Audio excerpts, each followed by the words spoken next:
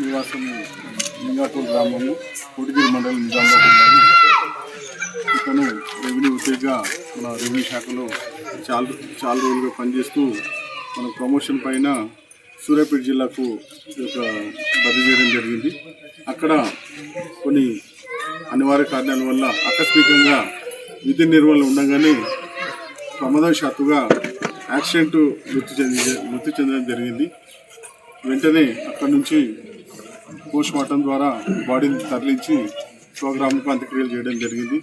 అందులో భాగంగా మా యొక్క ఉద్యోగి ఈ యొక్క రోడ్ ప్రమాదంలో మరణించడం వల్ల మా యొక్క Telangana revenue services association Nizamabad శాఖ యొక్క గౌరవనీయులైన రమణ రెడ్డి గారి యొక్క ఆదేశాల మేరకు ప్రతి ఒక్క ఎంప్లాయీ తన యొక్క వ్యక్తిగత కాంట్రిబ్యూషన్ అమౌంట్ ద్వారా ఈరోజు వారి కుటుంబానికి 1,00,000 రూపాయలుగా నగదు చెక్ రూపంలో వారి యొక్క కుటుంబంను ఆదుకోలే ఒక సంకల్పంతో ఇవ్వడం జరిగింది. ఈరోజు కోటగిరి మరియు రెవెన్యూ శాఖకు సంబంధించిన జిల్లాకు సంబంధించిన ముఖ్య నాయకులు మరియు వివిధ మండలాల నుంచి వచ్చిన విఆర్ఎస్ అసోసియేషన్, జీపీఎస్ అసోసియేషన్ యొక్క వారి యొక్క సహకారంతో ఈరోజు గ్రామం వాళ్ళ యొక్క తల్లిని పరామర్శించడం జరిగింది.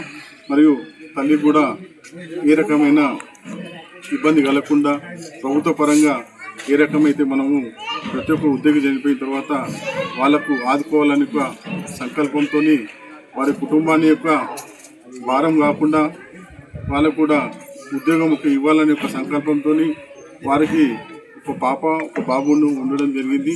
పాప కూడా మ్యారేజ్ అయ్యి వారి యొక్క భర్త కూడా ఇక్కడ వదిలిపెట్టిండ్రు. ఆమె కూడా ఇక్కడ ఉన్నారు తల్లితోని.